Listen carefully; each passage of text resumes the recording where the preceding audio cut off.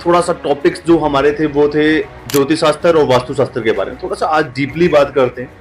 तो थोड़ा सा ज्ञान चाहिए और भी जो हमारे व्यूवर्स है वो जानना चाहते हैं, वो समझना चाहते हैं ज्योतिष शास्त्र का एक अर्थ क्या है और वास्तु शास्त्र कहाँ कहाँ पे काम करता है और उसका अर्थ क्या है। जो घर हम बनाते हैं तो वो वास्तु शास्त्र उसमें कैसे हमारी एक सहायता करता है कि कैसे किस दिशा में हमारा दरवाजा होना चाहिए, घर, कमरा, ड्राइंग रूम, किचन, तो ये कैसे निर्धारित होता है वास्तु शास्त्र। कोई प्लॉट ईस्ट फेसिंग का है, कोई नॉर्थ फेसिंग का है, कोई साउथ फेसिंग का, कोई वेस्ट फेसिंग का है।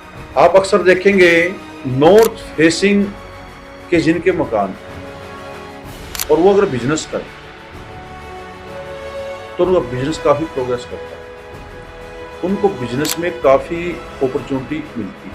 मतलब कहने का उनके घर में जो धन का आगमन होता है वो कोई एक तरीके से होता है, अन्य अन्य तरीकों से होता है। प्राचीन पत्ती जहां कहते हैं वास्तु की उत्पत्ति भगवान शंकर और अंधकासुर का एक महायुद्ध हुआ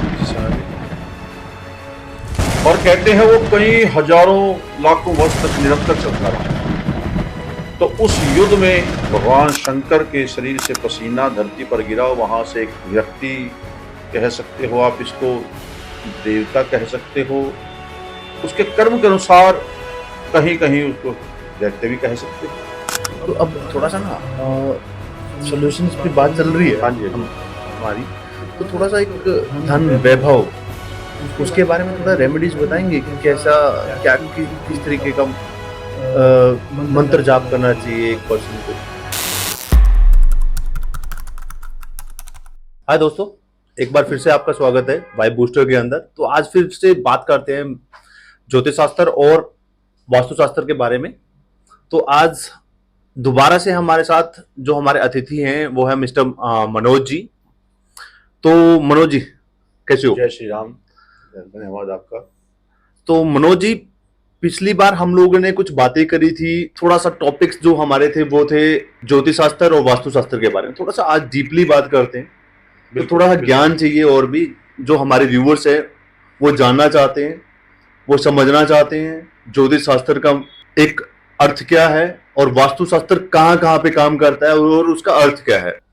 थोड़ा सा मुझे डिफरेंस बताएंगे कि ज्योतिष शास्त्र और वास्तु शास्त्र में अंतर क्या है। ज्योतिष शास्त्र और वास्तु शास्त्र में अंतर, ज्योतिष शास्त्र एक आप कह सकते हो कुंडली के अंदर 12 भाव और 9 ग्रह, उनकी स्थिति जिनके अनुसार कोई भी एस्ट्रोलॉजर या ज्योतिषी या कोई धर्मगुरु आपके भूत भविष्य और वर्तमान का आकलन करता है, वो है ज्योतिष शास्त्र।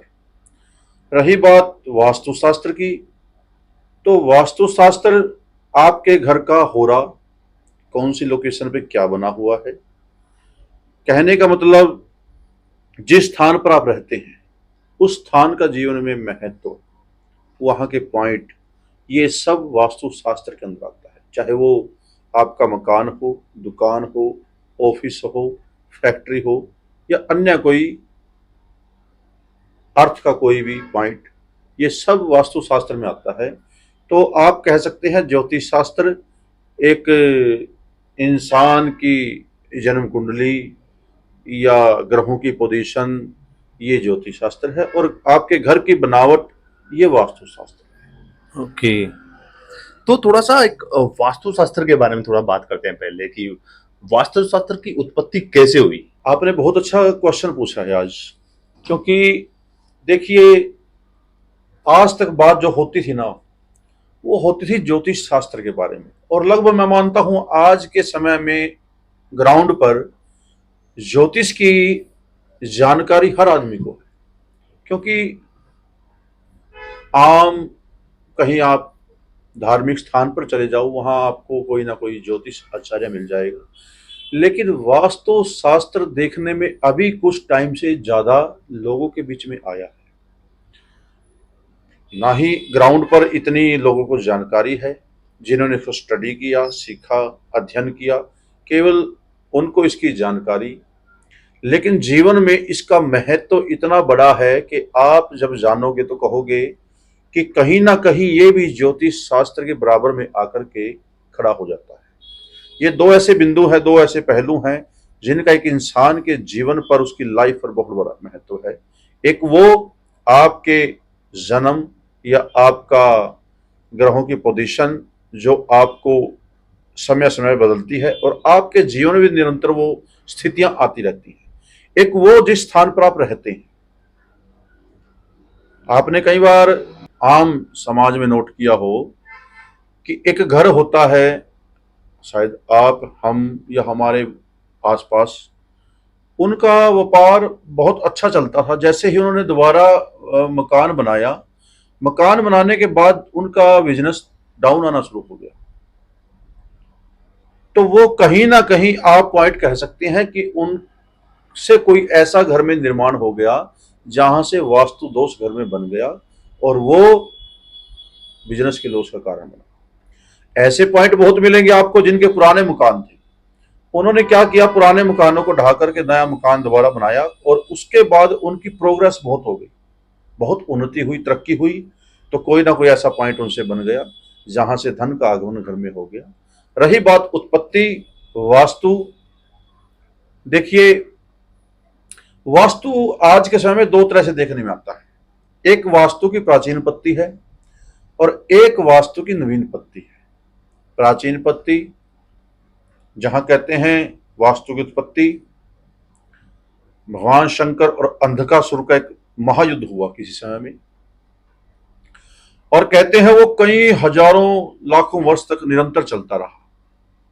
तो उस युद्ध में भगवान शंकर के शरीर से पसीना धरती पर गिरा। वहां से एक व्यक्ति, कह सकते हो आप इसको देवता कह सकते हो, उसके कर्म के अनुसार कहीं कहीं उसको दैत्य भी कह सकते हो, क्योंकि पर्टिकुलर इसका कोई उसमें, जब उसकी उत्पत्ति हुई तो कहते हैं जब उसका सामने आया तो उसको बहुत भूख लगी और वो कहते हैं वहां पर आसपास जितनी वनस्पतियां थी, जीव जंतु, उनको खाना शुरू कर दिया उसने। ऐसा देख करके सभी देवगण दैत्य इकट्ठा हुए। उन्होंने पुकार की ब्रह्मा जी से, किस प्रकार तो ये सारी धरती की वनस्पतियां, जीव जंतु सबको खा जाएगा। तो क्या हुआ कि देवताओं ने, दैत्यों ने मिलकर के उसको जमीन पर उल्टा दबा दिया। उसकी पीठ पर ब्रह्मा जी बैठे हुए थे और अन्य भागों पर अन्य देवता या दैत्य बैठे हुए थे। तो जहां उसको जमीन पर दबाया और जो जो दैत्य देवता जहां जहां बैठे थे, वही एक वास्तु शास्त्र वहां से बन गया। कहने का मतलब वास्तु एक ऐसा जहां से कहते हैं लगभग 45 देवताओं की पूजा उसके अंदर होती है, और जिस स्थान पर जो बैठा था वही उसको स्थान वास्तु के अंदर मिल गया और यहीं से वास्तु देखने में आया। ये इसकी उत्पत्ति, जहां से ये कहानी हम सुनते हैं या प्राचीन पत्तियों में हमें पढ़ने को मिलती है। तो वास्तु जो है वो किस तरीके से काम करता है? वास्तु मैंने जैसे बताया आपको कि आपने कहीं ऑफिस बनाया, कहीं मकान बनाया। वास्तु के अंदर सबसे पहले समझने की बात है कि वास्तु के अंदर मुख्य बिंदु क्या है, मुख्य तत्व क्या है। जैसे वास्तु और हमारा शरीर पंच तत्वों से बनता है, इसी प्रकार वास्तु की उत्पत्ति भी पंच तत्वों से हुई है। जल, वायु, अग्नि, धरती और आकाश, इनसे हमारे शरीर की उत्पत्ति हुई, इनसे ही वास्तु की उत्पत्ति होती है। वास्तु के अंदर भी ये पंच तत्व ही हैं। जल के स्थान पर अगर अग्नि का आगमन हो जाए, माना कि जो जल का पॉइंट आपके घर में, वहां आपने किचन बना लिया, तो वहां से वास्तु दोष उत्पन्न हो जाता है। जहां अग्नि का पॉइंट है वहां पर आप अपना जल का पॉइंट लेकर के चले गए, जैसे बाथरूम या पानी का नल या पानी की टंकी या बोरिंग, तो वहां से भी वास्तु दोष उत्पन्न हो जाता है। तो कहना कि पंच तत्वों का बैलेंस बनाना ही अपने आप में वास्तु शास्त्र का ज्ञान है। जो घर हम बनाते हैं हाँ जी। तो वो वास्तुशास्त्र उसमें कैसे हमारी एक सहायता करता है कि कैसे किस दिशा में हमारा दरवाजा होना चाहिए, घर, कमरा, ड्राइंग रूम, किचन, तो ये कैसे निर्धारित होता है वास्तुशास्त्र में? देखिए, एक प्लॉट होता है, सबसे पहले खाली प्लॉट जिस पे हमें घर बनाना है। जरूरी नहीं कि हर दिशा हर इंसान को माफिक आए, क्योंकि आपके कर्म के अनुसार आपके मुख्य द्वार होता है घर का। कोई प्लॉट ईस्ट फेसिंग का है, कोई नॉर्थ फेसिंग का है, कोई साउथ फेसिंग का, कोई वेस्ट फेसिंग का है। आप अक्सर देखेंगे नॉर्थ फेसिंग के जिनके मकान, और वो अगर बिजनेस करें तो उनका बिजनेस काफी प्रोग्रेस करता है, उनको बिजनेस में काफी अपॉर्चुनिटी मिलती है। मतलब कहने का, उनके घर में जो धन का आगमन होता है वो कोई किसी एक तरीके से नहीं होता, अन्य अन्य तरीकों से होती है। ईस्ट फेसिंग कोई गवर्नमेंट जॉब पे हो और उसका ईस्ट फेसिंग का मकान हो, तो आप देखेंगे कि उसकी उन्नति औरों की तुलना में बहुत जल्दी होती है। और कोई आर्मी में है, फायर ब्रिगेड की जॉब करता हो, या रियल एस्टेट का कार्य करता हो, साउथ फेसिंग का उसका मकान उसको बहुत तरक्की उसके अंदर देता है।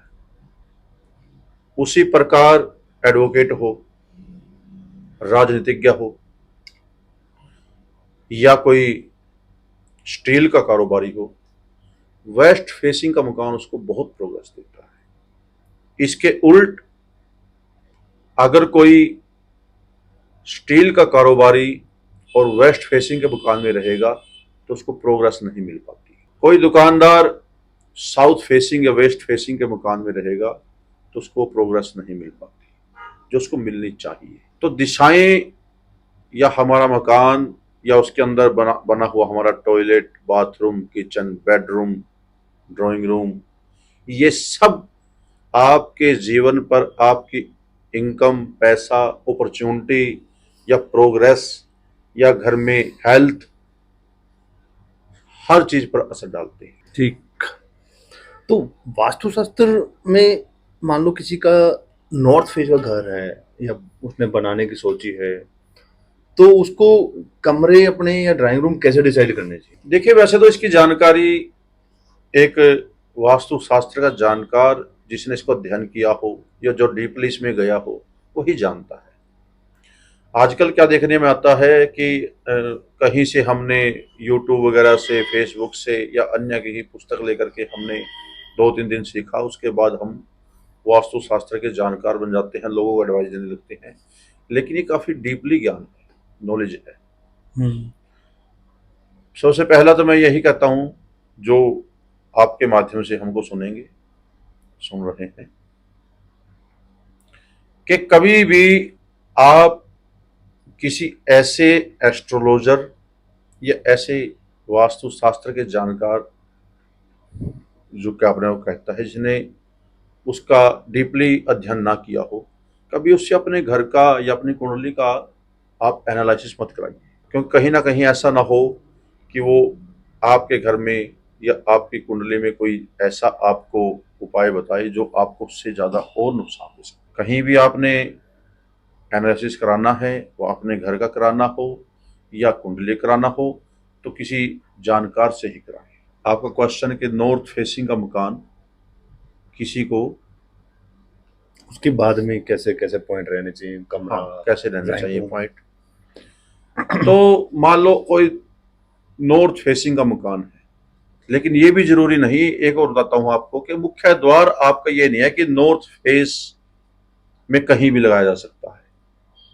हम हर दिशा को 8 पॉइंटों में विभाजित करते हैं। 8 पॉइंट होते हैं हर फेस के। जैसे नॉर्थ मान लो 1 2 3 4 5 6 7 8 ऐसे नॉर्थ में है। एक प्लॉट है, प्लॉट के आप क्या करोगे कि उसके 32 कोण बनाओगे, एक दिशा के 8 और ऐसे ही ईस्ट में, साउथ में, वेस्ट में, नॉर्थ में, तो टोटल 32 वो उसकी एंट्रेंस होती है। ऐसे नॉर्थ की 8 हैं, ईस्ट की 8 हैं, साउथ की 8 हैं और वेस्ट की 8। तो उनमें से हर दिशाओं की 3 और 4 की एंट्रेंस जो होती है ना, वो सबसे अच्छी होती है। वो किस किस साइड में रहता है 3 और 4? 3 और 4 मान लो आपने अपने प्लॉट को 32 भागों में विभाजित किया, तो अब उसमें आपको बताता हूं, वैसे वास्तु के अंदर एक पॉइंट रह गया है, ये अर्थ गोल है। ऐसे ही 0 डिग्री से लेकर के घूम कर 360 डिग्री है ना, यही वास्तु के अंदर काम करता है सारा, और इसी के अंदर पंच तत्व है। 0 से 90 तक डिग्री तक आप इसको नॉर्थ और ईस्ट के बीच का एरिया मान सकते हैं। ऐसे 90 से और 180 तक आप इसको ईस्ट और साउथ का एरिया मान सकते हैं, और 180 से और 270 तक आप इसको साउथ से और वेस्ट का एरिया मानते हैं, और 270 से और दोबारा 360 कह लो या इसको 0 कह लो, ये वेस्ट से और नॉर्थ का पार्ट है।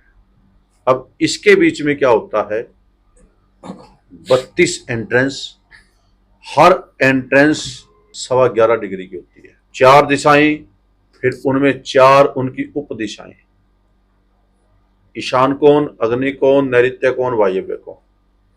अब एक एक दिशा का और निर्माण होता है, 16 दिशाएं मान जाती हैं वास्तु के अंदर। जैसे नॉर्थ और ईशान के बीच में नॉर्थ ईशान एक दिशा ये बन गई।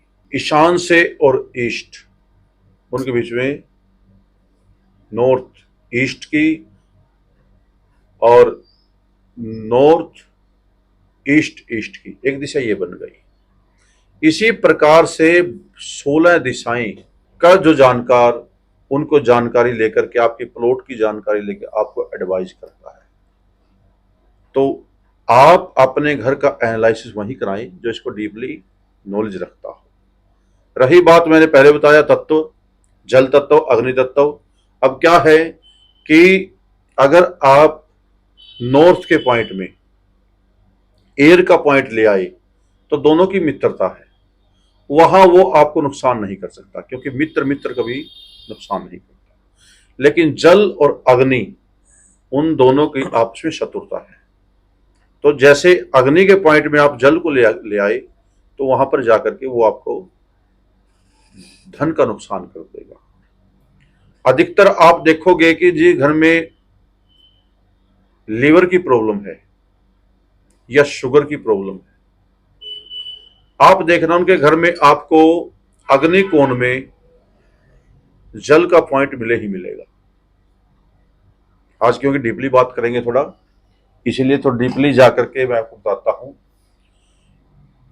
जिन लोगों ने अनेक व्यापार किए हों और किसी व्यापार में उनको सक्सेस ना मिली हो, मैं गारंटी से कह सकता हूं आप उनके नॉर्थ को चेक कर लेना, आपको वहां वास्तु दोष मिलेगा। जिन लोगों के रिलेशन अच्छे हैं लेकिन कभी उन रिलेशनों को बेनिफिट नहीं उठा सके, किसी वास्तु के जानकार से उनके घर का एनालिसिस कराना, आपको वहां मिलेगा कि उनके ईस्ट में कोई ना कोई समस्या है। लोग जॉब करते हैं, गवर्नमेंट जॉब पे हैं लेकिन प्रमोशन नहीं मिल पाती, प्राइवेट जॉब करते हैं लेकिन प्रमोशन नहीं मिल पाती। मैं आपको बिल्कुल अपने ज्ञान से कह सकता हूं कि उनके साउथ में आपको प्रॉब्लम मिले ही मिलेगी। लोग सोचते हैं, स्वप्न देखते हैं, ख्वाब देखते हैं, लेकिन जो सोचते हैं वो उनका कभी पूरा नहीं होता। उनमें प्रॉब्लम आती है। मन की जो कामना होती है वो पूर्ण नहीं हो पाती। मैं आपको दावे से कह सकता हूं कि वेस्ट में आपको प्रॉब्लम मिले ही मिलेगी। वास्तु शास्त्र बहुत कुछ हमारे जीवन में है, लेकिन बात वही, आजकल 21वीं शताब्दी पश्चिमी सभ्यता का ज्यादा हमारे जीवन में इंटरफेयर हो चुका है और यंग जनरेशन इन चीजों पे विश्वास नहीं करती। लेकिन मैं दावे से एक बात मैंने पहले भी आपको कही थी, आज फिर कहता हूं, ये प्राचीन पद्धति जो अब तक चली हुई है, अगर ये टिकी हुई है तो कहीं ना कहीं इसके अंदर सत्य है।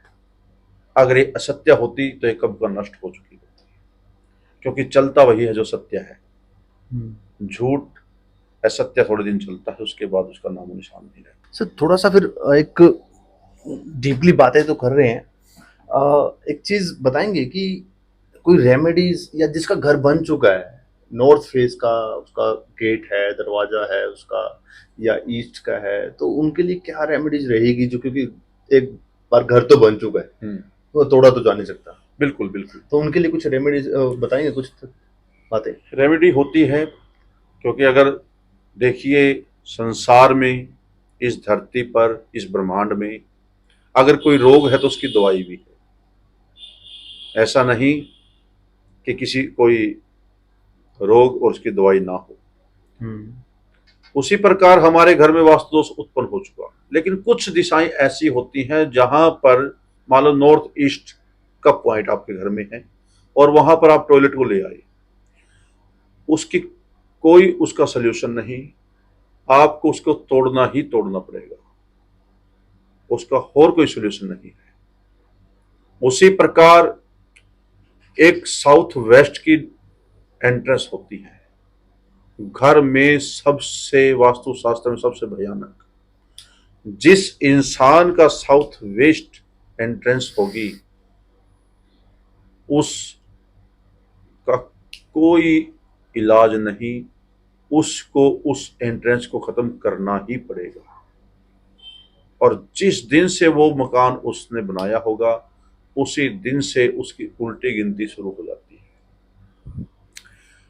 जिस प्रकार नॉर्थ ईस्ट का पॉइंट आपके घर में है और वहां पर आपका बोरिंग हो,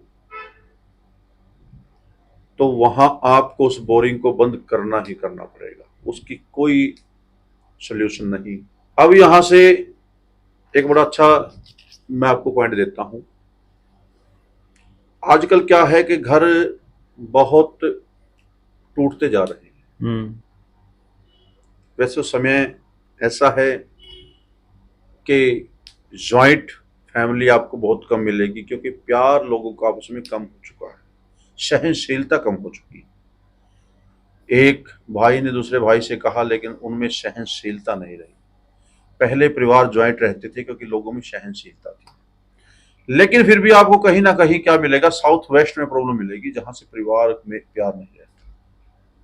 जिन लोगों के घरों में साउथ वेस्ट में प्रॉब्लम हो या नॉर्थ वेस्ट में प्रॉब्लम हो, वहां आपको उनके घर में प्यार की कमी मिलेगी, लोगों का आपस में तालमेल नहीं बन पाएगा। जो घर टूटते हैं उसका मुख्य कारण साउथ वेस्ट, नॉर्थ वेस्ट को बहुत हद तक हम कह सकते हैं। बाकी नहीं, 100% यही नहीं होता, इसके अंदर कुंडली भी बहुत कुछ डिपेंड करती है।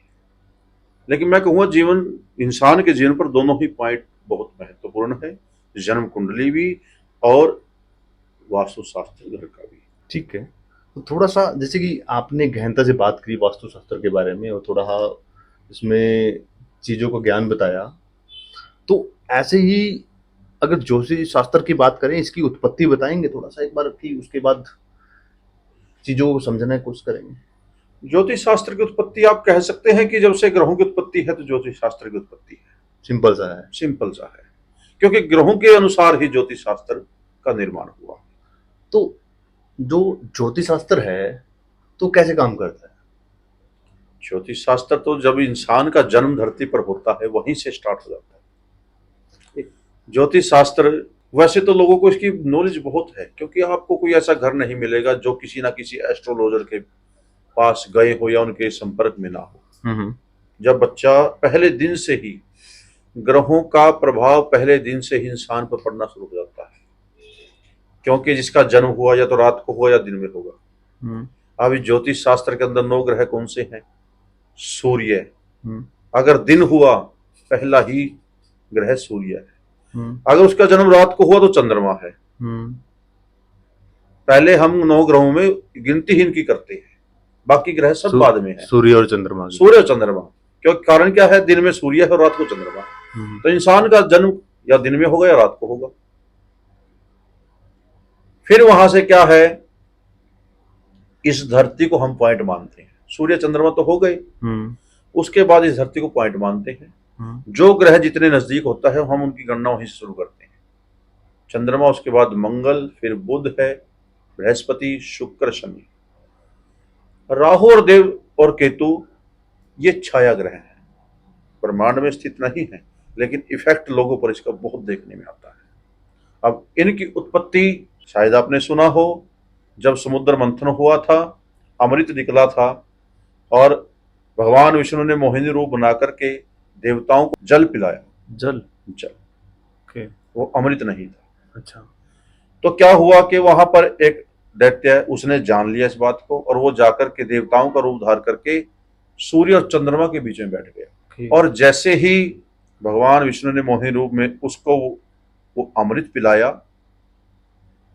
तो अमृत के पीने से वो अमर तो हो गया, लेकिन भगवान ने सुदर्शन चक्र से 2 भाग कर दिए, एक सर और एक धड़। सर को हम राहु कहते हैं और धड़ को हम केतु कहते हैं। यहां से इनकी उत्पत्ति मानी जाती है, राहु और केतु की। राहु और केतु की। और नहीं तो ब्रह्मांड के अंदर आपको 7 ग्रह देखने में आते हैं, लेकिन राहु और केतु कुंडली के अंदर मिलते हैं। हमारे समाज इफेक्ट भी होता है, लेकिन देखने में नहीं आ सकती। जैसे हम मंगल को देखते हैं, आज ब्रह्मांड में स्थित है, बुध भी है, बृहस्पति भी है, शुक्र भी है, शनि भी है, सूर्य चंद्रमा साक्षात हमें दिखते हैं। लेकिन राहु केतु इस प्रकार से कोई पॉइंट नहीं, कोई अर्थ का गोला नहीं, या ब्रह्मांड में कहीं स्थित नहीं है जिसको हम देख सकें। तो इसमें मेरा एक इंटरेस्टिंग सा क्वेश्चन है, जैसे कि नामकरण रखा जाता है। हाँ जी, तो ज्योतिष शास्त्र के अनुसार नामकरण कैसे होता है? जिस समय पर, जिस स्थान पर इंसान का जन्म होता है। आपने अक्षांतर और देशांतर रेखाओं के बारे में सुना होगा? नहीं, थोड़ा सा। देखिए, ये सिलेबस मेरे हिसाब से, जहाँ तक मेरे को याद है, 5वीं और 6वीं से शुरू हो जाता है। इस धरती के कुछ बिंदु माने गए हैं जिससे टाइमिंग निर्धारित होती है, समय निर्धारित होता है। और हमारे, आप कहते तो हैं कि आज का साइंस काफी डेवलप कर चुका है, लेकिन आप जानकर हैरान होंगे कि हमारा जो प्राचीन ज्योतिष शास्त्र इससे बहुत आगे था। जिस समय इतने संसाधन भी नहीं थे। इस भारत का मध्य भाग उज्जैन के आसपास आता है कि कर्क रेखाएं उस उज्जैन के पास से ही गुजरती हैं। अगर पूरे अर्थ का आप आकलन करें तो कर्क रेखाओं का अक्षांतर देशांतर, ज्योतिष शास्त्र के अनुसार आप बात कर रहे हैं। ये मैं, आप जो पुस्तकें हम आज के समय पढ़ते हैं स्कूलों में, उनके अनुसार आपको बात करता हूं मैं आपको।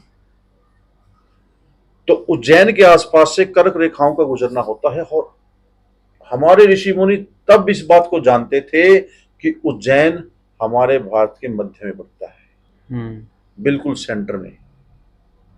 और वहीं से इस पॉइंट को लिया गया है, हमारी टाइमिंग भी वहीं से निर्धारित होती है। तो किसी बच्चे का जन्म होता है, कौन सा दिन, तारीख कौन सी है, महीना कौन सा है, साल कौन सा है, और किस समय पर उसका जन्म हुआ, ये सभी कुछ डिपेंड करता है। तब जाकर के उसकी जन्म कुंडली बनती है और तब जाकर के उसका नामकरण होता है। क्योंकि इतना डीपली इसके अंदर है, अगर आप जाओगे कि दिन दिन के अंदर 12 लगन, जो 12 राशियां हम कहते हैं, हर 2 घंटे के बाद लगन पड़ जाता है। और आप देखें 12 राशियां और हर 2 घंटे के बाद लगन पड़ता है। 12 तो 2 से गुना करेंगे तो 24 घंटे बनते हैं, और वही 24 घंटे हमारा एक दिन रात होता है। इसीलिए कहीं भी आपने देखा हो बच्चे का जन्म होता है, एस्ट्रोलॉजी कोई भी जन्म कुंडली बनाए या नामकरण करे तो वो आपसे यही जानकारी लेता है, और उनको देख करके ही वो आपका भूतकाल, वर्तमान और भविष्य आपको बताता है। ओके। लेकिन एक मैं कह सकता हूं, ये हमारा ज्ञान है। आजकल क्या हुआ समाज के अंदर, हम कह देते हैं हमने तो उस एस्ट्रोलॉजी से अपनी कुंडली का एनालिसिस कराया था, लेकिन उसने हमें जो बताया वो हमारा मैच नहीं हुआ, अनमैच हुआ। देखिए वो एक भाग्य वक्ता है, एस्ट्रोलॉजर है, उसने जैसा अध्ययन किया उसने उस अपने ज्ञान के अनुसार आपको आपकी कुंडली का एनालिसिस करके बता दिया। वो भाग्य विधाता नहीं है। दोनों में डिफरेंस है। आजकल हम इसको आप कलयुग का प्रभाव कह सकते हैं, या एक लोगों के अंदर ऐसी समय की हो गया कि एस्ट्रोलॉजर को देख लिया, धर्म गुरुओं को देख लिया, ब्राह्मणों को देख लिया, इनके प्रति नकारात्मकता ज्यादा आ चुकी। तो कोई रीजन आपको लगता है? रीजन क्या है कि मैं जहां तक मानता हूं इस बात को, कुछ ना कुछ तो अन्य जो संप्रदाय लगाओ, आप धर्म लगाओ, या जो इन लोगों को उस पद पर नहीं देखना चाहते, उनका एक षड्यंत्र है। ये आज से नहीं है, ये शुरू हुआ था जब इस देश में बाहरी लोगों का आक्रमण शुरू हो चुका था। उससे पहले आप माने ये भारत सोने की चिड़िया था। कहते हैं ये बात, कहते थे 1000 आज ईस्वी पूर्व का आप भारत देखें, और जब इस देश में बाहरी तुर्कों का, मुगलों का आना हुआ, मोहम्मद गोरी के आक्रमण हुए, अहमद शाह अब्दाली के आक्रमण हुए, उसके बाद उन लोगों ने इस देश का जो सोना था, जो यहां संसाधन थे, उनको लूटना शुरू किया। नहीं तो जब तक इस देश में एडवाइजर, सलाहकार हमारे ये ब्राह्मण वर्ग रहे, जब तक समाज ने इनको अपने आगे रखा, तब तक इस देश ने बहुत तरक्की की। आप इस बात को डीपली सोचना, जो सुन रहे हैं वो भी डीपली सोचना। मतलब पढ़ाई का महत्व, आप कहते हैं कि पढ़ाई का महत्व बहुत ज्यादा होता है। कारण क्या है कि आजकल कहीं भी लगाओ आप, मार्केट में जो पुस्तकें हैं, जो फेसबुक पे ज्ञान है, जो यूट्यूब पे ज्ञान है, वो सब एक षड्यंत्र है, बहुत अधिक, इस देश को अंदर से खोखला करने का।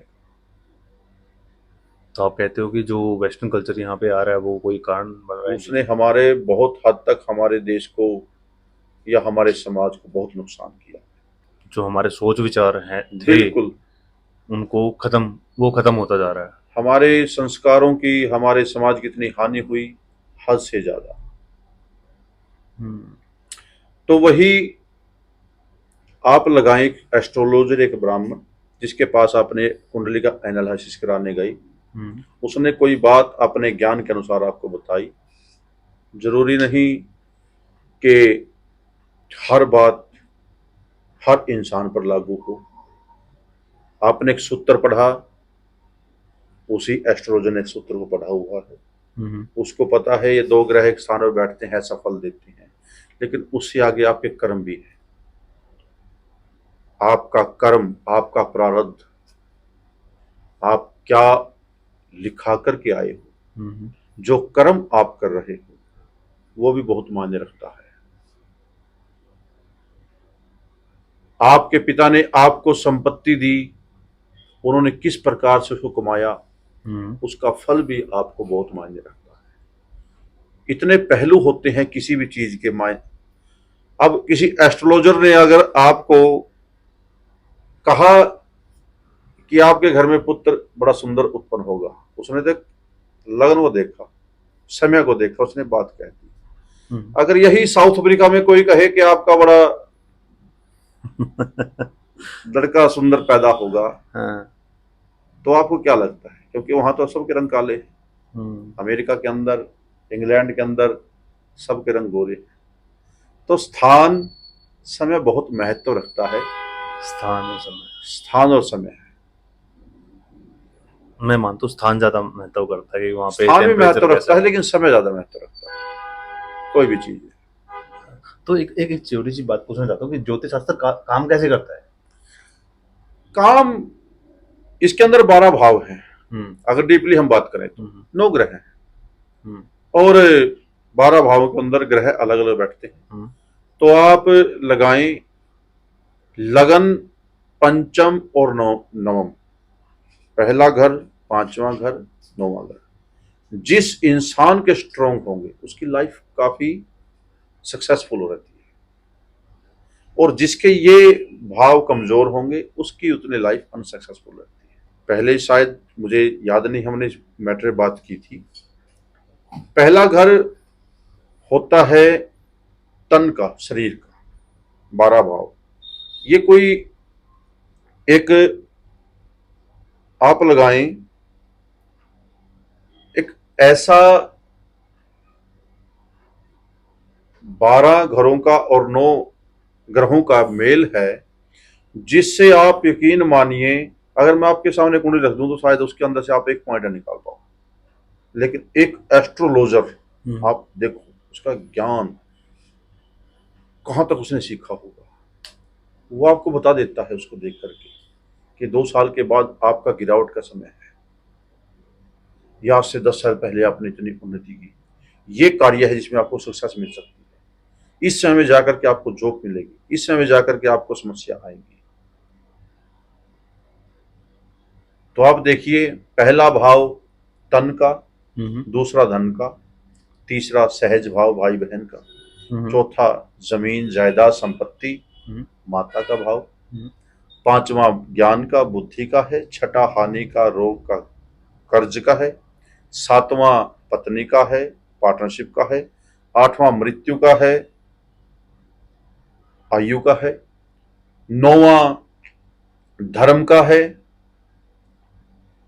10वां कर्म का है पिता का है, 11वां लाभ का है, और 12वां हानि का है या व्यय खर्च, 12वां व्यय का है, खर्च का है। ये 12 भाव, उनके अंदर 9 ग्रहों की पोजीशन, और यही निर्धारित करती है इंसान के जीवन को कि उसका जीवन कैसा रहेगा।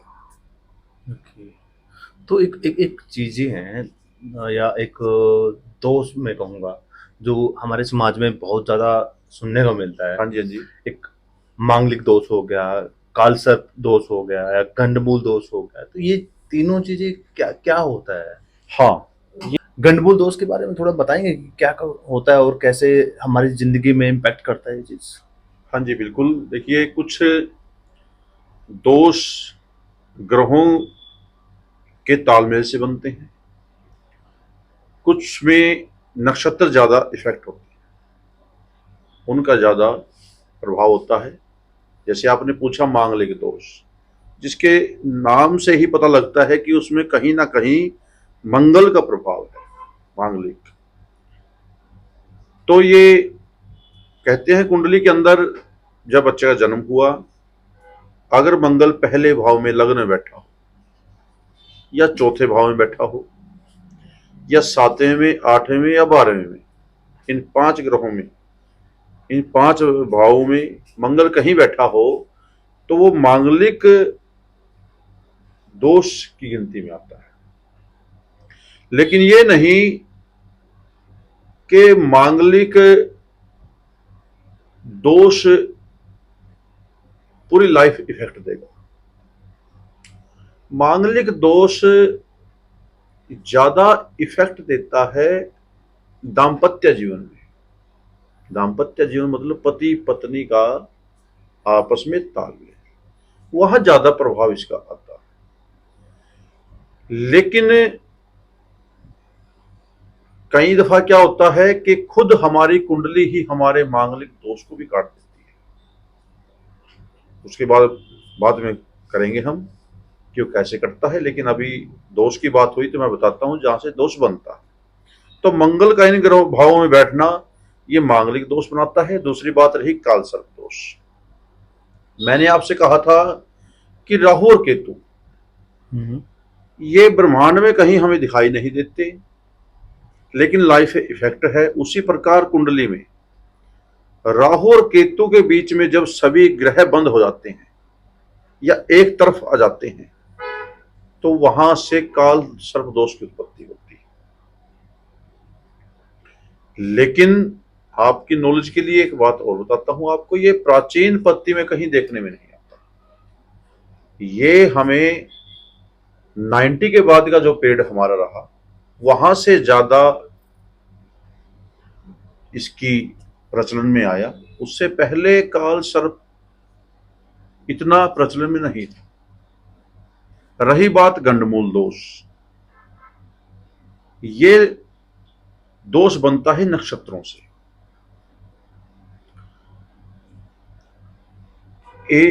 जो चंद्रमा है वो 2.25 दिन के आसपास एक राशि पर चलता है, और अगर आप जानकारी रखते हो हमारे सनातन धर्म की या वैदिक पद्धति की, तो जैसे हम गणना करते हैं मंथ की, जनवरी फरवरी मार्च, इसी प्रकार हमारे सनातन धर्म में महीने होते हैं। चैत्र, वैशाख, आषाढ़, ज्येष्ठ, श्रावण, भाद्रपद, अश्विन, कार्तिक, मार्गशीर्ष, पोह, माघ, फाल्गुन, ये 12 महीने होते हैं जो चंद्रमा की स्थिति के अनुसार बनते हैं। मैंने आपसे बताया कि चंद्रमा 2.25 दिन एक राशि पर चलता है, तो जब चंद्रमा इन 12 राशियों में से निकल जाता है तो वो हमारा एक महीना बन जाता है। तो आप उसी प्रकार 27 नक्षत्रों में 6 नक्षत्र ऐसे होते हैं जिन नक्षत्रों में जन्म लेने से बच्चा गंडमूल दोष जहां से बनता है माना जाता है, जिसमें अश्विन, मूल, मघा, रेवती, ज्येष्ठा और अश्लेषा, ये 6 नक्षत्र होते हैं जिनमें बच्चा कोई भी जन्म ले तो हम उसे गंडमूल दोष कहते हैं। और उसके बाद उसकी गंडमूल शांति वगैरह भी होती है। तो यहां से इनकी हम गिनती करते हैं। ओके, तो सर आज हमें बहुत कुछ जानकारी मिली, बट एक थोड़ी सी जैसे कि आपने एक हर एक बात का गहनता से बातें बताई, जो भी आपसे क्वेश्चन पूछे गए, थोड़ा सा ना एक वही सोल्यूशन की बात कर लेते हैं। हाँ जी, हाँ जी, बिल्कुल बिल्कुल। तो ज्योतिष शास्त्र में क्या क्या सोल्यूशन होते हैं, जैसे कि अब कोई इंसान शादी के बारे में अगर सोच रख रहा है तो किस तरीके के उसके कार्य होने चाहिए, या क्या कुछ उसको पूजा पाठ रखना चाहिए उसको। हाँ जी, ऐसा है कि देखो, अगर दोष है तो उसका उपाय भी है। प्रकृति ने अगर कहीं दोष बीमारी को पैदा किया तो उसकी दवाई भी है, मेडिसिन भी है उसकी। अब क्या है कि शादी में मैंने बताया भी, वहां पर एक ग्रह काम नहीं करता। शादी एक वर्ड है, लड़की के लिए भी और लड़के के लिए भी, लेकिन ग्रह दोनों के लाइफ में अलग अलग काम करेंगे। जैसे हम कुंडली का आकलन करें, लड़की के लिए हम आकलन करते हैं बृहस्पति का, शादी के लिए, हम्म, क्योंकि बृहस्पति नारायण भगवान विष्णु के रूप में माना गया। उसी हम्म, प्रकार लड़की के सॉरी लड़के के लिए हम शुक्र की गणना करते हैं या शुक्र का प्रभाव देखते हैं, क्योंकि शुक्र को हम लक्ष्मी कारक मानते हैं, स्त्री कारक मानते हैं। लड़की के लिए बृहस्पति को पुरुष कारक मानते हैं, पति कारक मानते हैं। अगर लड़की की कुंडली में बृहस्पति अच्छी पोजीशन में है तो आप कहीं ना कहीं देखेंगे कि वो अपने पति के साथ या अपने दाम्पत्य जीवन में बहुत सुखी रहेगी। उसी प्रकार लड़के का अगर शुक्र अच्छा है, अच्छी पोजीशन में है, तो अपनी पत्नी के साथ उसका तालमेल, विचारों का मिलन, वो भी बहुत अच्छा रहेगा। तो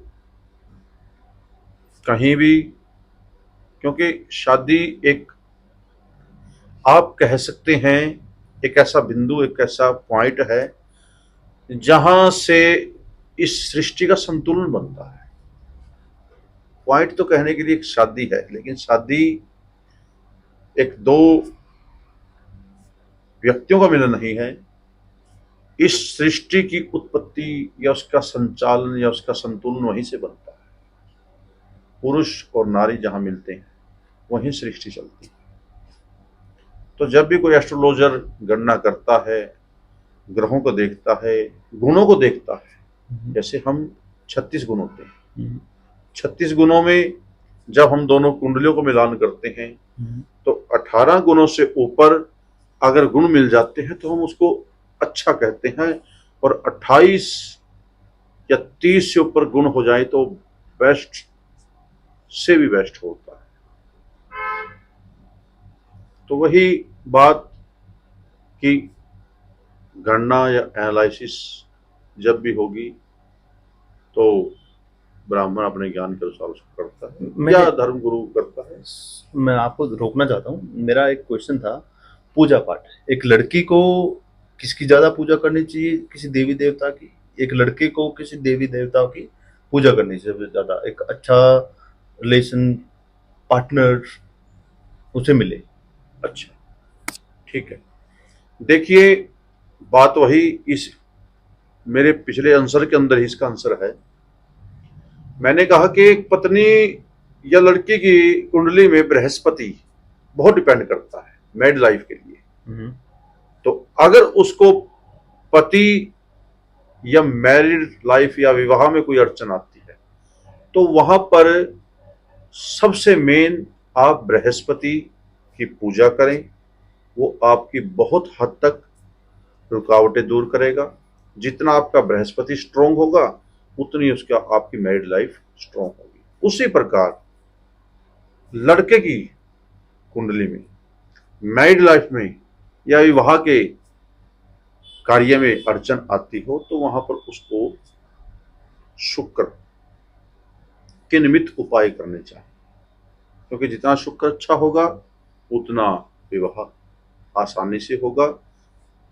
लेकिन पॉइंट और भी काफी हैं, जैसे शनि की पोजीशन देखनी पड़ती है, मंगल की पोजीशन देखनी पड़ती है, राहु केतु की पोजीशन देखनी पड़ती है, क्योंकि ये भी कहीं ना कहीं मैरिड लाइफ को या विवाह के कार्य को बहुत इफेक्ट डालते हैं। एक जो आपने बातें बताई वो एक शादीशुदा जिंदगी के बारे में बताइए, अभी जो पूजा पाठ करना चाहिए या शादीशुदा होने से पहले? आप एक उदाहरण ले लो कि किसी लड़की की शादी करनी है और उसकी शादी में अड़चने आ रही, कहीं उसका रिश्ता नहीं हो रहा या रिश्ता हो गया होकर टूट गया।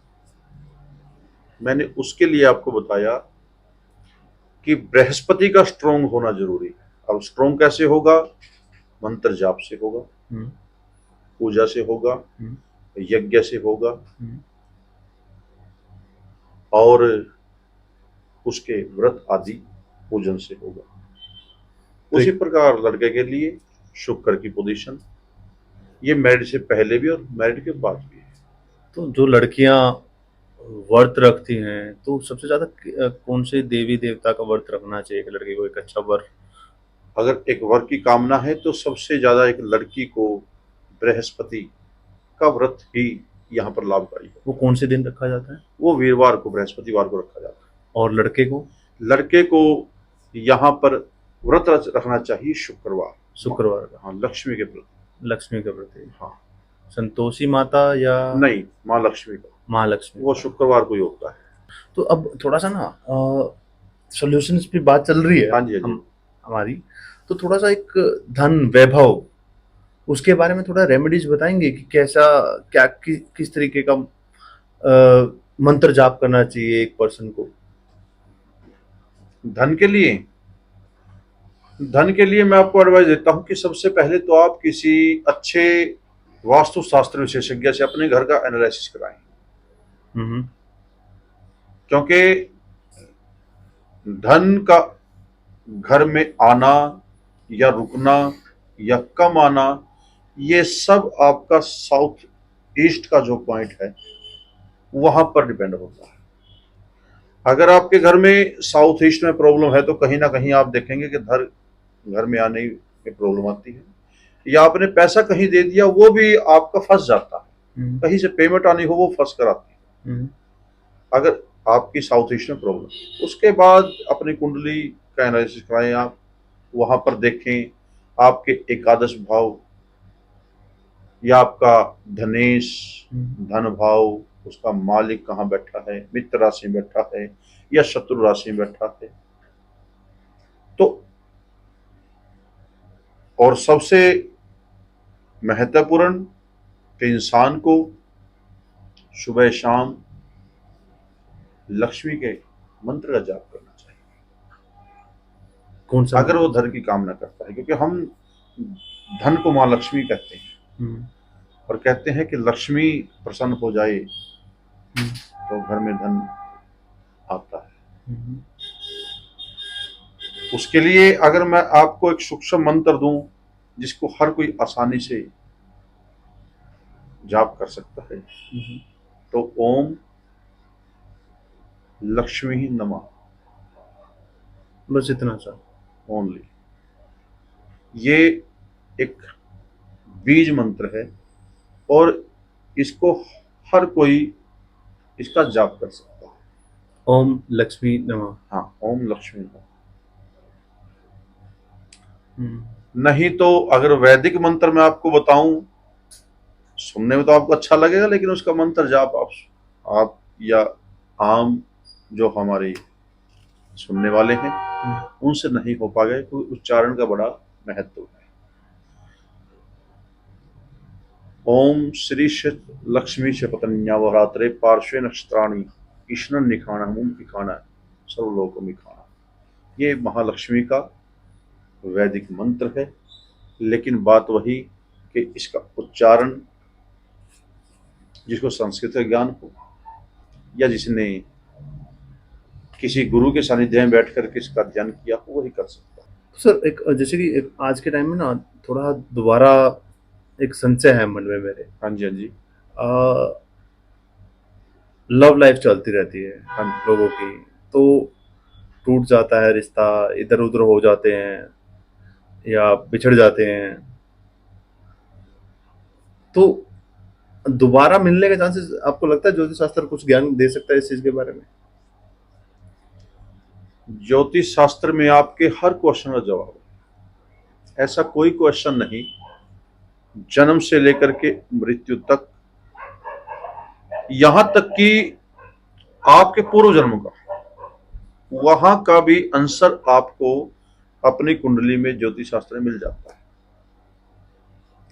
रहा आजकल यंग जनरेशन लव, इस शब्द या प्रेम, ये बहुत देखा जा रहा है। शायद आज से आप बात करें 30 साल पहले, 40 साल पहले इस वर्ड को कोई अपने आम उसमें यूज भी नहीं करता था। लेकिन आज शायद पिता भी जब बच्चों की शादी करता है तो एक बार वो भी अपने बच्चों से पूछता है कि तू किसी से प्यार तो नहीं करता। ये आज का समय है और समय की मांग भी है। देखिए, लाइफ अपनी है, हम्म चॉइस भी अपनी होनी चाहिए, हम्म लेकिन फिर भी कहीं ना कहीं जीवन और पति पत्नी, ये दो लोगों का मिलन नहीं होता, दो परिवारों का मिलन होता है। हम्म कई बार देखा जाता है दो सभ्यताओं का मिलन होता है। अगर आप इंटरकास्ट मैरिज करते हो, हम्म दो संप्रदायों का मिलन हो जाता है। तो बहुत बड़ा शब्द है, लेकिन लव कहते हुए है, love is God, hmm God is love. Hmm अगर प्यार में प्योरिटी हो तो भगवान है, प्योरिटी हो तो। प्योरिटी। हम्म लव कोई वर्ड, प्रेम कोई ऐसा वर्ड थोड़ी है, हम्म भगवान भी इसके अंदर है, अगर इसमें प्योरिटी है तो। क्योंकि प्योरिटी जहां है भगवान भी है। रही उसके अंदर, कुंडली के अंदर, तो अगर आप किसी से प्यार करते हैं और वहां कोई प्रॉब्लम आ रही है, तो कहीं ना कहीं ग्रह जो आपको कुंडली नुकसान देने वाला है, हम्म या तो उसकी महादशा है, हम्म या अंतरदशा है, या परंतरदशा है। हम्म तो जब उसकी दशा आएगी तो वो आपकी लव लाइफ को, यहां तक मैरिड लाइफ को हम्म इफेक्टेड करे ही करेगा। तो उसके अगर लिए। समय रहते हम्म या उस दौरान उसका सोल्यूशन किसी एस्ट्रोलॉजर के सानिध्य में किया जाए, हम्म तो पॉजिटिव उसके रिजल्ट आते भी हैं। तो कोई आप मुझे ऐसा वही कोई सोल्यूशन बताना चाहेंगे, जैसे कोई पास्ट को मेमोराइज कर रहा है, उसको जल्दी मिले या मिलना चाहता है, वो कैसे कोई उसके लिए कोई देखिए, वो रेमेडी? किसी कुंडली का एनालिसिस करने के बाद पता लगता है। ऐसा बिल्कुल कोई एक पॉइंट तो है नहीं। अगर बस। आप कोई कुंडली मिला के रखोगे, उसको कहोगे कि इसकी मैरिड लाइफ में, लव लाइफ में प्रॉब्लम आई हुई है, तो उसको वहां कुंडली देख करके मैं आपको बता सकता हूँ कि वहां पर कौन सा ग्रह है, उसको किस क्या समस्या दे रहा है, और उसको क्या उपाय, क्या सोल्यूशन उसका करना चाहिए। अब उपाय, उपाय भी ऐसा है कि आप मंत्र जाप करते हो, तो वो भी मंत्र जाप, क्योंकि अगर आपने जानकारी हो, कहते हैं जो स्वर और व्यंजन है, इनकी उत्पत्ति भगवान शिव के डमरू से हुई है।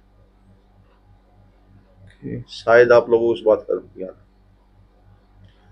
स्वर और व्यंजन, इनकी उत्पत्ति भगवान शंकर के डमरू से हुई। कभी टाइम रहा तो हम उस मैटर पर बात करेंगे। मंत्र जाप ये केवल शब्द बोलने के लिए नहीं होते। आप हम जो बात कर रहे हैं, ये यहीं नष्ट नहीं होंगे। शायद सैकड़ों हजारों साल बाद भी इस वातावरण में, इस एटमॉस्फेयर में वो शब्द गूंजते रहते हैं।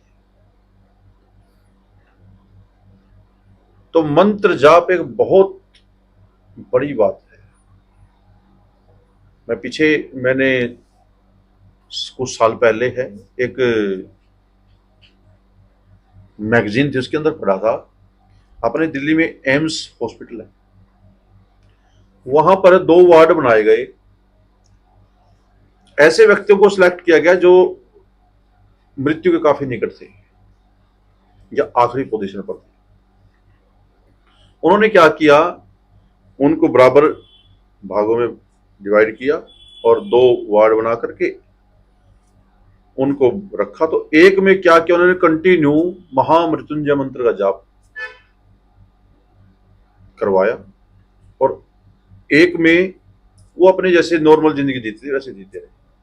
आप यकीन मानिए, मैंने उस मैगजीन के अंदर पढ़ा, वो किसी डॉक्टर जो एम्स के अंदर थे उनका ही इंटरव्यू था, कि जिस वार्ड के अंदर महामृत्युंजय का जाप हुआ, उसके अंदर से एक व्यक्ति की मृत्यु नहीं हुई,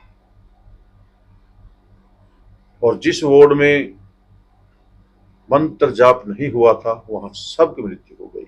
तो मंत्रों में इतनी ताकत है, अगर पूरे नियम से, भाव से उनका जाप किया जाए। ये जरूरी नहीं किसी आप धर्मगुरु के पास, नहीं, अगर आपको नियम का ज्ञान है तो आप उसको खुद भी कर सकते हैं। तो इतनी पावर, इतनी शक्ति मंत्रों में है। लेकिन सोल्यूशन वही बात है कि किसी कुंडली का एनालिसिस करने के बाद ही पता लगेगा। मान लो हमने किसी की नाड़ी नहीं देखी, हम उसका रोग कैसे बता सकते हैं? हमने कोई बॉडी का टेस्ट नहीं कराया तो हमें क्या पता लगेगा कि बॉडी के अंदर दोष क्या है, बीमारी क्या है? उसी के बाद तो मेडिसिन ली जाती है। ठीक। तो एक छोटा सा शांति जो मन में आजकल नहीं है, तो किस मंत्र का जाप करना चाहिए जो यंग जनरेशन है हमारी, तो थोड़ा सा शांत मन से काम करे और सुबह उठ के या शाम को जब भी उनको टाइम लग रहा है तो वो उस मंत्र का जाप कर पाए शांत मन रखने के लिए? शांत मन रखने के लिए आप सबसे पहले तो आस्तिक बनिए। कोई रेमेडीज बताएंगे इसके लिए? पहले मंत्र रेमेडीज बताएंगे। में आपको मंत्र बहुत है। ओम नमो नारायण, ओम नमो भगवते वासुदेवाय, ओम राधे कृष्ण, बहुत से ऐसे मंत्र हैं। लेकिन मैं कहता हूं पहले आप आस्तिक बनिए। आस्तिक का मतलब आप पहले विश्वास कीजिए आपके साथ भगवान है। जब तक आप इस बात को नहीं मानोगे तब तक आपके जीवन में शांति नहीं आ सकती, क्योंकि अशांत मन तब होता है जब उसका गॉड पर, भगवान पर विश्वास नहीं होता, वो अशांत हो जाता है। शांति मिलती है जब हम किसी कार्य को भगवान के चरणों में अर्पण करते हैं या हम माने कि भगवान हमारे साथ है, तो मन को बहुत शांति मिलती है, क्योंकि अकेला महसूस नहीं करता इंसान। जब इंसान को पता लगता है कि मेरे साथ कोई खड़ा हुआ है तो वो बहुत सुकून पाता है। तो आपका कहना है कि जो हमारा मन सोच सकता है वो हो सकता है? हो सकता है। जिंदगी में, सॉरी आपको रोकने के लिए, जिंदगी में जो शब्द होते हैं, हाँ जी, जो एक बोले जाते हैं या कहे जाते हैं कि मैं ये करना चाहता हूँ, हाँ जी, वो मन में अगर ठान ले तो इंसान कर सकता है। कर सकता है अगर एटमॉस्फेयर, घर का, कुंडली का, कर्मों का आपके अनुकूल हो तो कर सकता है। क्योंकि मैं आपको बताना चाहता हूं, एक आंकड़ा मैंने पीछे पढ़ा था जिस बात के ऊपर मैंने कहा कि आस्तिक बनिए सबसे पहले।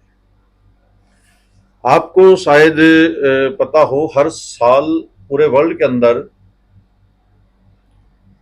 काफी लाखों लोगों की संख्या होती है जो अपने जीवन को समाप्त कर लेते हैं,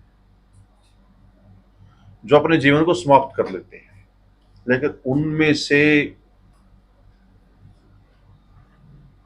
0.01 लोग ही ऐसे होते हैं जो भगवान में विश्वास रखते हैं और अपने जीवन को समाप्त कर लेते हैं। बहुत कम आपको मिलते हैं ऐसे, या 1% मैं कह सकता हूं। 99% आपको वो लोग मिलते हैं जो किसी भगवान में विश्वास नहीं। ये बात मैं आपकी से कहना चाहूँगा, क्योंकि जो बड़े से बड़े बिलियनर लोग हैं, एप्पल के मालिक हो गए, देन जो फेसबुक के मालिक हैं, वो भी हमारे देश में आते हैं। हाँ जी। और वो एक आत्मिक शांति के लिए वो धर्म गुरुओं के पास जाते हैं, वहाँ से सीखते हैं, समझते हैं बिल्कुल कि आत्मिक शांति और अपना बिजनेस में कंसंट्रेशन कैसे बनाया जाए। मैं जो आपको कह रहा हूँ ये मैं बिल्कुल ऐसी बात कह रहा हूँ, आप इसका अगर गहनता से विचार करोगे तो बहुत बड़ी बात है। आस्तिक और नास्तिक दो शब्द। आस्तिक, आपको विश्वास है कि मेरे साथ भगवान है, वो कभी मेरा बुरा होने नहीं देगा या मेरे को भी डूबने नहीं देगा। B positive, B positive. तो आप बड़ी से बड़ी कठिनाई से निकल सकते हैं। लेकिन नास्तिक को लगता है कि मेरा कोई नहीं, जैसा सोचोगे वैसा मिलेगा, वैसा। तो सर बहुत बहुत धन्यवाद आज के लिए, बहुत अच्छा लगा आपसे। धन्यवाद आपका। एंड कुछ सीखने को ही मिला ज्योतिष शास्त्र के बारे में और वास्तु शास्त्र के बारे में, कि कोई चीजें कैसे इफेक्ट करती हैं और ज्योतिष शास्त्र हमारे लाइफ में कैसे एंटर होता है और कैसे कैसे हमें इस चीज को अपनाना चाहिए। तो बहुत बहुत धन्यवाद। Thanks a lot. आपको भी धन्यवाद।